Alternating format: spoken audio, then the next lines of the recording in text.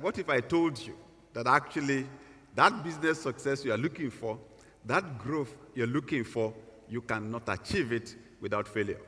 One of the founders of IBM, Tom Watson, they said one of his engineers made a mistake that cost the business $600,000. So Tom Watson sent for the engineer. When the guy came to his office, Tom Watson said, "I'm sure you know why I called you." He said, "Sure." "To fire me?" Tom Watson said, "Why should I fire you? I just spent $600,000 training you. Why should I allow somebody else to hire your new experience? You made a mistake, it cost me $600,000. When you go work for somebody else, you won't make the same mistake again. I hire a new person, he has potential of making the same mistake or more. It's better you stay here so we don't make that mistake anymore."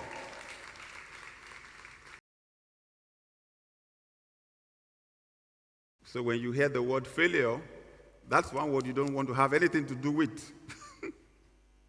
Or mistake, or miscalculation.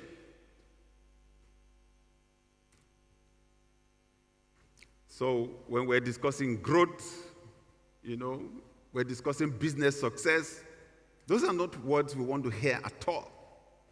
But what if I told you that actually that business success you are looking for, that growth you're looking for, you cannot achieve it without failure?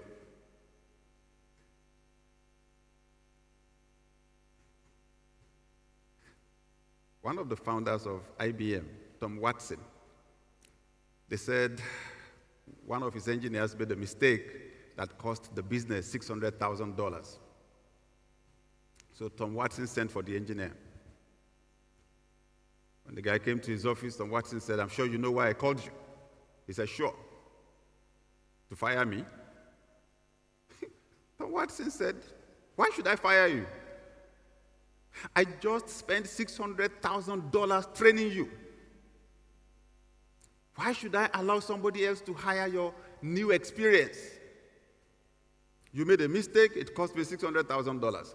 When you go work for somebody else, you won't make the same mistake again. I hire a new person, he has potential of making the same mistake or more. It's better you stay here so we don't make that mistake anymore." That's amazing, isn't it? What a way to look at failure. So when we were in school, they took us into the science lab, and then we did whatever it was, mixed some chemicals together. They said some would turn pink, some would turn purple, some would turn blue. And whatever it was we were doing, they said it was experiment. Right? It was experiment.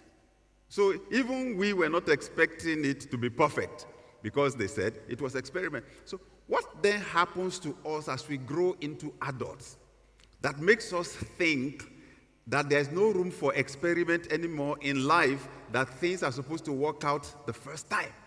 Who said? There's nothing that has value that man has created. All these beautiful things, none of them worked out perfectly the first time that somebody was inventing them. It took a lot of trying and failure, and trying and failure, and trying before they got it right. So when you create an atmosphere where people are afraid to fail, when you create an atmosphere where there's little tolerance for mistake, you are killing the potential for success, the potential for curiosity, the potential for experimenting. So let's discuss this a little bit. Failure is an integral part of any success. Accept that. So I found out failure is not the problem. How we see failure is the problem. Failure is an integral part of any success. There's a famous story told about Thomas Edison, the great inventor. And they said, when he was trying to invent the incandescent light bulb, they said when he had tried 5,000 times and it did not work, his assistant said, "Sir, let's leave this thing. We've failed 5,000 times already. They said Thomas Edison replied, "Son, we have not failed 5,000 times. We have only discovered 5,000 ways in which it will not work. We are closer to the answer now than we were when we started. Let's continue." They did another 5,000 before they got it. 10,000. Now everybody is enjoying the result. So, but what if Thomas Edison did not have the correct attitude to failure? So, failure is actually an integral part of any success. Before the basketballer that you love got to the point where almost every shot is correct, there were thousands and thousands of throws, thousands and thousands. And it's from the mistakes, the ones that work right, the ones that don't work right, that we learn exactly what works. So, accept it, that failure is a normal part of the success process. Secondly,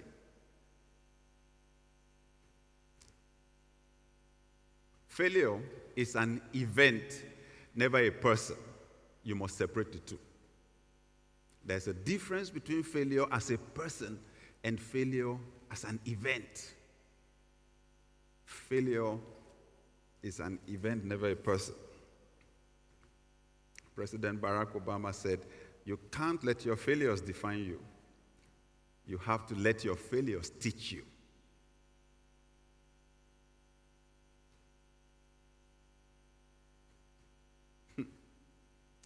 Year 2000. Young lawyer Barack Obama contested for the 1st Congressional District of Illinois as a state representative, contested against the incumbent and lost gallantly. He lost gallantly because he got only 1/3 of the votes. So what if he had convinced himself that he was not called into politics, that it was not his destiny? The amazing thing is the gentleman did not give up. He tried again, won the next time.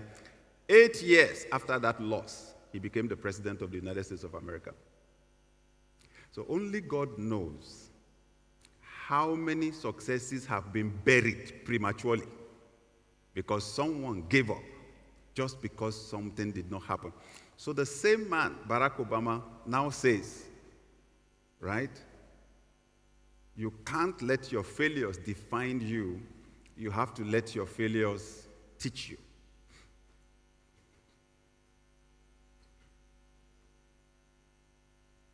That what you tried did not work out.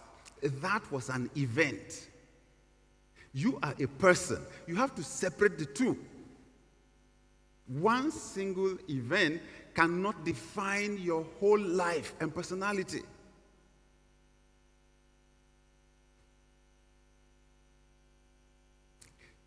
One of the greatest battles you will ever fight in your life is what I call the battle of identity, who you think you are.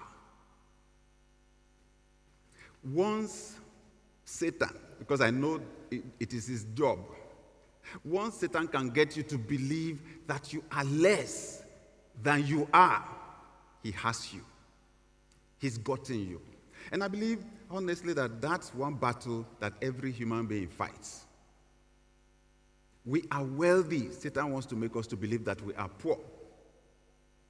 So in this instance, something did not work out. We interpret that into our identity to mean that we're not successful. That's a big mistake. Separate the event from the person. Barack Obama did that. The event did not work out. It was an election. But inside him, he was president, and he kept moving. You know, I mentioned yesterday that one person I mentioned in almost all my messages is Joseph in the Bible. So one day, many years ago, I was reading his story, Genesis 39. The first verse talks about how Joseph was taken as a slave to the slave market in Egypt, and how a military officer called Potiphar bought him, right?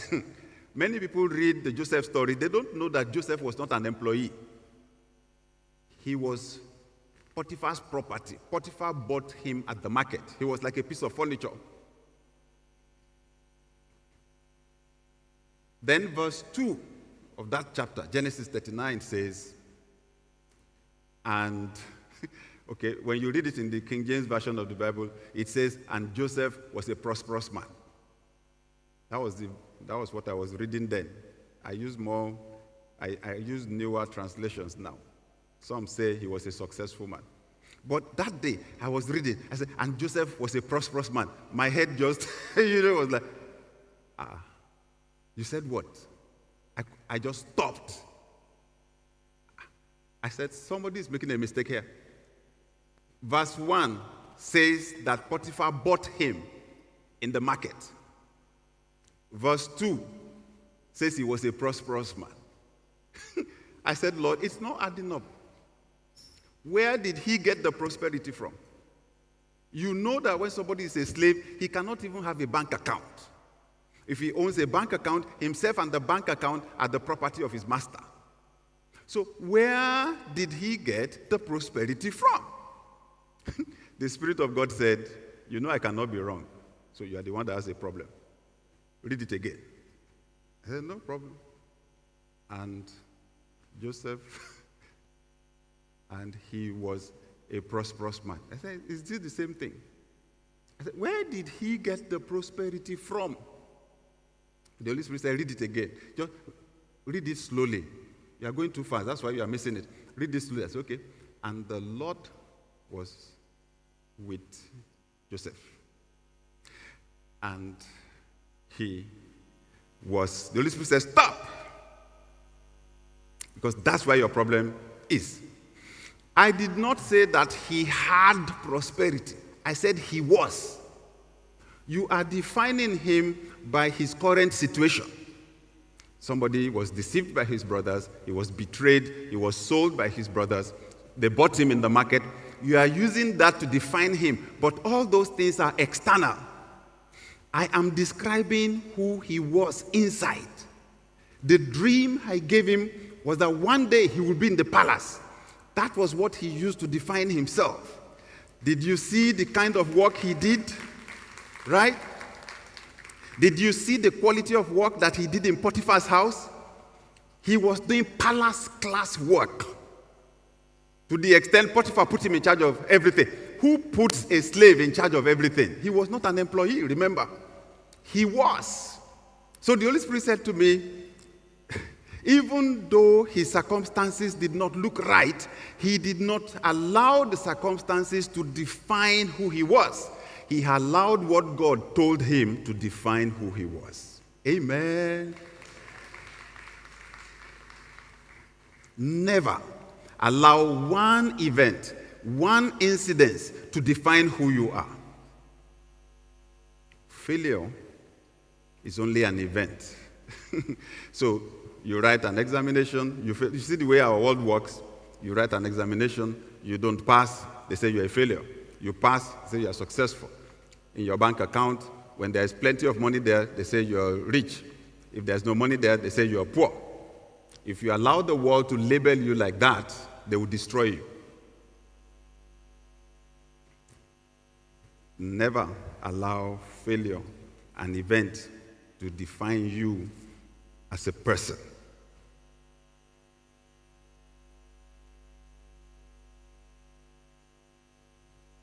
The beautiful thing is that failure actually produces qualities in us that are more permanent, positive qualities. Let's move on. Failure is a gateway to tacit knowledge. Tacit knowledge. Henry Ford said, failure is simply the opportunity to begin again, this time more intelligently. This time more intelligently. Failure is a gateway to tacit knowledge. So there are two kinds of knowledge in organizational development. There's the one we call explicit knowledge, explicit, clear. That's the knowledge that you can write down. That's the knowledge that can be documented. It can be taught to other people. But the other kind of knowledge, the second one, is tacit. That tacit is a function of experience. See, I grew up on the construction site. My dad was a building contractor, right? And that's why I studied civil engineering, because I also wanted to become a contractor. And I remember after my graduation, when I got my job as a site engineer, because my dad's business was down. I wasn't supposed to look for a job. That was where I was supposed to work, but business was down, so I looked for a job. On that site engineer, I had a site supervisor and an assistant site supervisor. They were much older than myself. I was a fresh graduate. And I was the site engineer. I was their boss. Wisdom told me to behave myself. Because those two people, they could sell me on that site. The only things I knew, it was book knowledge that I read and used to pass. On that site, it was a different ball game. But those people had been on site for like 30 years. I befriended them. We were friends. And I was asking a lot of questions. They had been on so many sites. When we had a problem, they would say, I remember when we were on one site like that in so-and-so city. When we came across a problem like this was how we, bring that thing. Let's try it this way. That's how they were solving problems. Now that is tacit. The only way you get it is by serving as an apprentice to somebody else or experimenting, trying. That tacit knowledge is what failure gives. And it can make the difference between success and failure. So don't throw away your failure. Don't avoid them. Because failure gives you that tacit knowledge.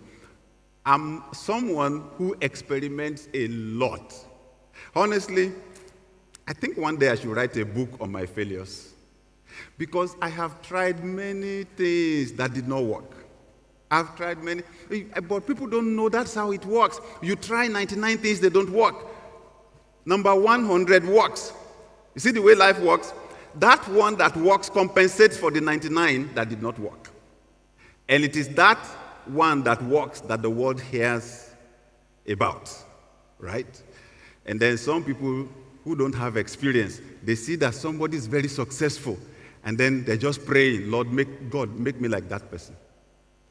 Do you know what you are asking for? You don't know what it took to get there. A lot of good, tacit knowledge. Failure shapes your values and character. Failure shapes your values and character. Wendell Phillips, an American abolitionist, said, "What is defeat? What is defeat? Nothing but education." What is defeat? Nothing but education. Failure shapes your values and character. When you think, when you have this sense that you are invincible, that you are strong, you are perfect, and nothing can happen. When you make a mistake, then you realize yourself. You are not as perfect as you think. It makes you humble, makes you to make new decisions, makes you to set new boundaries, right? I made a mistake. I made a mistake that embarrassed me. You remember how Peter was bragging when Jesus Christ said, "You are going to deny me today." He said, "Me over my dead body. They will have to kill me before they get to you." I know you more than you know yourself. So, when I was in school, I was in the Polytechnic, and we had this military regime that came on then, and they decided to just jail all the politicians. They arrested all the politicians they could get and just jailed them. And said, "We know that the law says you are innocent until proven guilty. For them, you are guilty until you prove yourself innocent. So all of you are corrupt." Then they changed the currency, because they said the politicians had stored money in water tank, buried water in the ground. They wanted to waste the money that the politicians had stolen, so they changed the currency and said everyone had to go deposit their cash in the bank and that the banks will give us new currency. So gratefully, I had a bank account. And a friend of mine in school who did not have a bank account gave me his money to keep in my bank account for him. And then the government, when you put your money in the banks did not give you money. They said there was no new currency, so they were rationing the money, giving it little by little. I was going through a very difficult time. My parents could not get money to send to me, and I caved in to the pressure and borrowed my friend's money without asking him, because I was just sure that money would come in and I would replace it quietly without saying anything. Sadly for me, I could not replace the money by the time my friend wanted it. That thing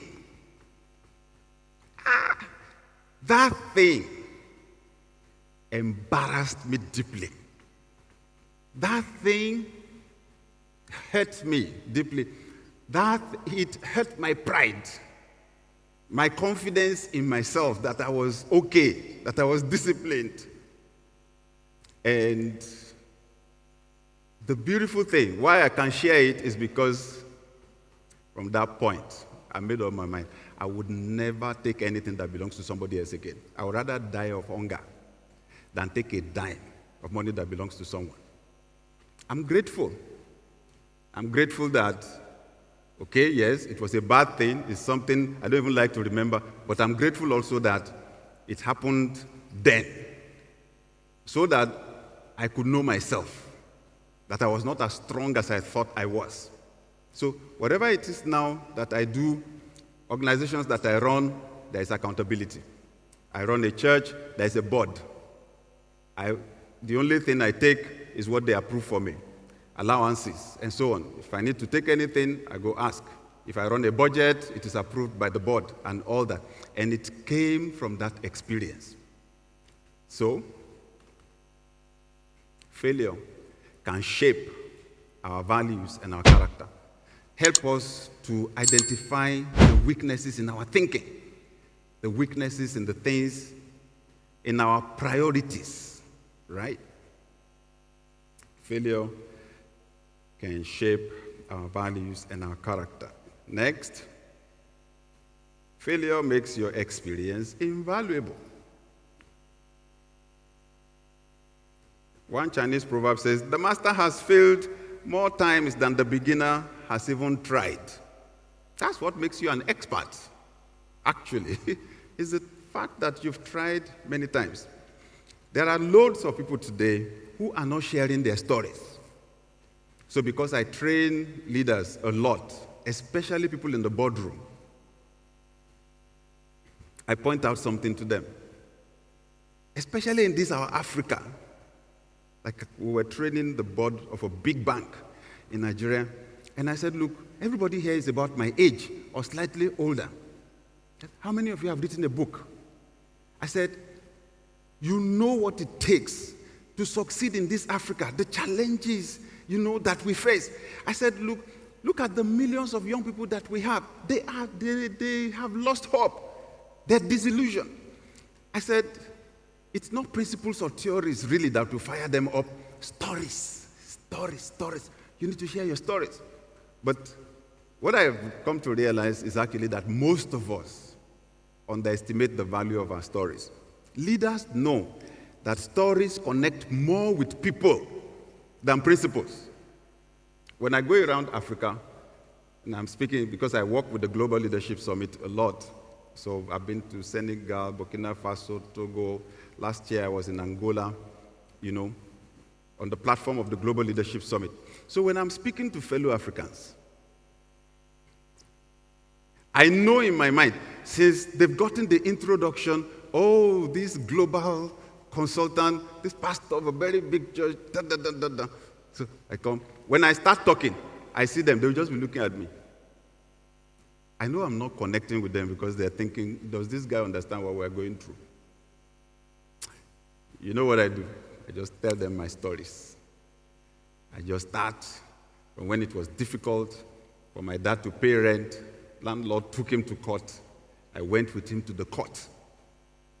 I tell them that it is rich people that don't know how to press toothpaste out of the tube.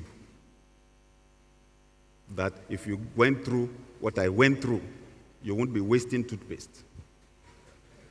We press it from the bottom. We press it gradually. Press it gradually. You press it and make sure the thing is flat. And that when you have pressed everything out, then you use your brush to scrape the rest from the mouth of the tube. Then I tell them, you don't stop there. Then you take a knife and you cut it.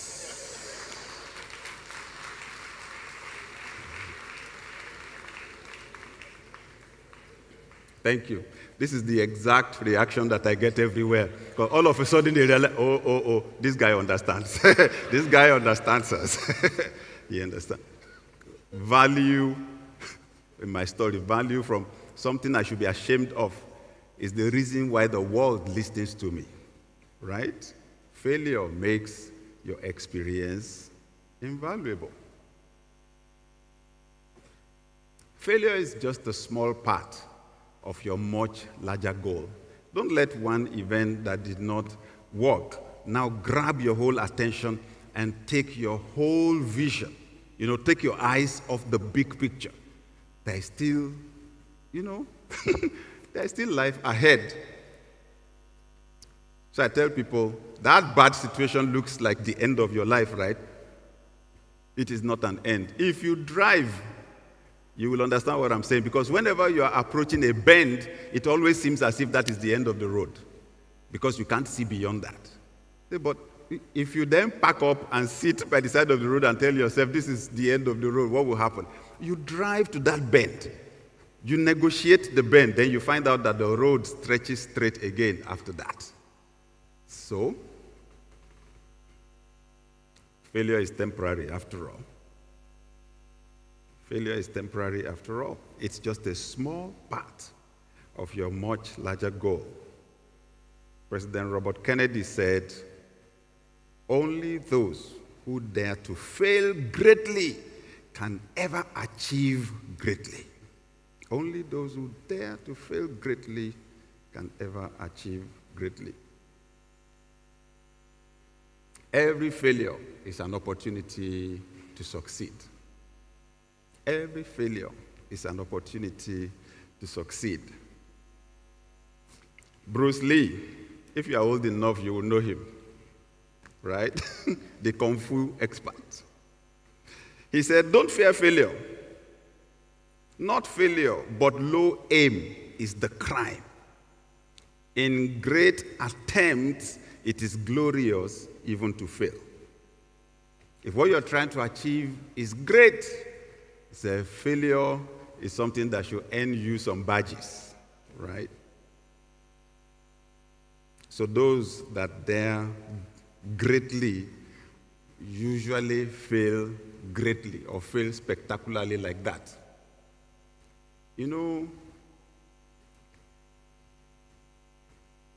I always imagine in my mind what happened when Jesus Christ died. His disciples were confused. Confused because his death was a spectacular public failure. In fact, his disciples ran away. It did not make sense to them. Someone so powerful, someone who had worked miracles, someone who had pulled big crowds, now sacrificed like chicken, crucified like chicken on a tree, with soldiers nearby taunting him. You said you are the Son of God. Boss, save yourself. You want to save the whole world. Save yourself now. He was being criticized right there on the cross. Their boss, they ran away. It did not match the picture of success. But Jesus Christ went through it knowing that it was temporary. Maybe one of the benefits of failure is that it helps you to know your real friends and the ones that are not real. Because when the fire falls, it's the real ones that will hang around, right? So, embrace failure as a teacher. Embrace failure as a teacher. I tell people, when they tell me about their failures, I tell them, don't build a monument on that failure. Learn the lessons, forget the detail, move on. Don't build a monument on your failure. I saw a book with a friend many years ago. The title of the book, How to Bounce Back from Failure to Success in 30 Seconds. I said, ha! I said, please, have you almost finished it? He said, please, when you finish it, when you finish, borrow me the book. Ha! How to bounce back from failure to success in 30 seconds. My life can change in 30 seconds. I couldn't wait to read the book. And then when I got the book, I read it. The guy said, you can bounce back from failure to success in 30 seconds because that is how long it takes for you to make up your mind to try again.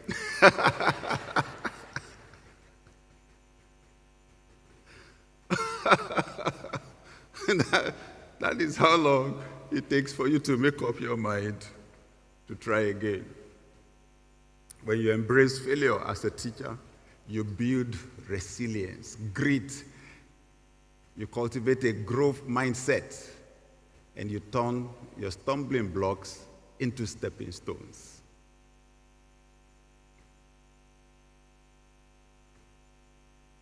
When I was a student, I became the president of the Christian Fellowship on my campus. We organized an outreach where we wanted to preach to students. So I was looking for something dramatic to do to attract them to the event. So I got an idea. So we created these posters that we stuck all over the campus. It read, "There is no God." Then we put in bracket a statement found in the Bible. So if you've read the Bible before, you will have an idea what I was trying to say. Because what the Bible actually says is that the fool has said in his heart that there is no God. So I just cut the first part off and took the "there is no God" and put it there, a statement found in the Bible. I wanted curiosity to bring them. Then we will tell them it is the fool that said so. And ask them to give their hearts to God. Sadly, the plan backfired. Everywhere we put that thing on the campus, with biro, they were ready, "You are stupid." "You are mad." They did not come. At least I learned one lesson. You don't have to be over dramatic to get people's attention, right? It's life.